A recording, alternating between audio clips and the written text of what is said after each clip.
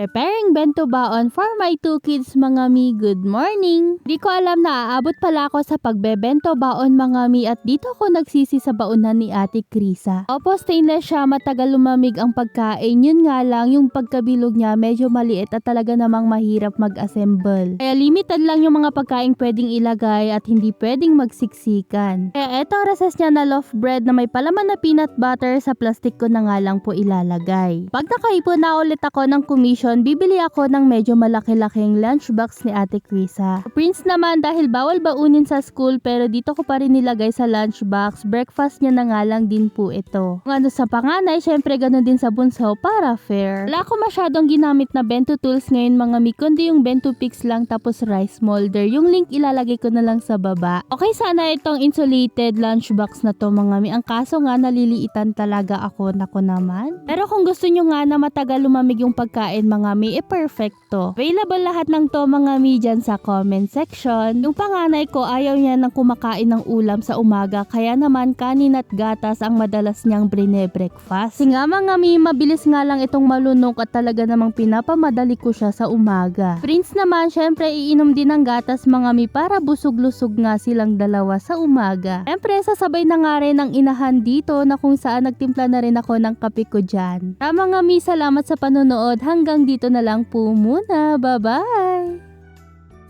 Ganito nga na naman ang panahon dito sa amin mga mi, as in mafag. Sarap na naman magkulong sa bahay, buti na lang at nung mga nakaraang linggo may mga pa-order ako. Siyang pandagdag budget mga mi, lalo na ngayon dahil tag-ulan nga na naman. Buti na lang pagising ko kanina, eto ang dami naming biyaya. Salamat po sa nagbigay at may food content na naman ako ngayon mga mi, naisipan kong magluto ng kamote Q kasi nga ganito ang panahon. Pag ganitong tag-ulan, iniisip ko palagi yung asawa ko, si mama at papa dahil nga nagtratrabaho sila sa labas. Lagi kong pinagdadasal na sana tsaka nga lumakas ang ulan kapag nga po nandito na lahat sila sa bahay. Hirap magtrabaho sa labas lalo na pag ganito ang panahon, bukod sa nilalamig sila mga mi, inaantay nila yung oras na sana makauwi na sila. Hirap maging empleyado lalo na pag pamilyado. Kanya nga ay buhay natin to at dadaan talaga ang bagyo sa bawat tao. By the way, nabalatan ko na at nahiwa-hiwa na yung kamote dito mga mi, huhugasan ko lang to strainer tapos ipiprito na din. Papasalamat na lang din talaga ako kasi andito lang ako sa bahay. Kilos ako kung kailan ko gusto mga mi, yun nga lang walang sariling income. Kaya ko pinupush ang pagko-content, pag-affiliate, lahat-lahat na ng pwedeng pagkakitaan kahit nasa bahay lang. Pwede naman yun sa ngayon, madami namang paraan mga mi, lalo na't usang social media. Sa atin na lang talaga kung paano natin i-market, kung paano tayo magsisipag kahit nga nasa bahay lang. At isa pa sa iniisip ko noon paano nagkapamilya ko mga mi, yung pag-aalaga sa mga anak ko. Gusto ko masubaybayan yung paglaki nila habang kumikita ako. Asikaso ko yung pagkain nila, nagagabayan lalo na sa pag-aaral nila. Good provider naman yung asawa ko kahit hindi ako humanap ng pagkakakitaan. Pero sayang naman yung skills na meron ako lalo ng pagluluto mga mi. Kasi noon pa man gusto kong magamit itong kakayahan na to para nga makatulong talaga. Kahit naman maaga akong nagkapamilya mga mi, kahit papano madami pa din akong pangarap. Di ko na iniisip na sila nakapagtapos tapos ako hindi. Siguro ganun talaga pag maaga kang nagkapamilya at marunong ka nang humanap ng pera. Lalo mamiglang yung panahon, ang dami ko ng kwento. Oo nga pala, heto paluto na yung ating kamote Q. Nga ilang piraso lang pala to dahil kami ng mga anak ko lang ang kakain at si Mario hindi naman mahilig sa matatamis at merienda. Dito talaga ako pag andito lang sa bahay mga met, walang mga pa-order, walang tinda, kung ano-ano ang gusto kong iluto. Basta may mga ingredients lang dyan sa tabi-tabi, nako kung ano-ano na ang naiisip ko dyang gawin.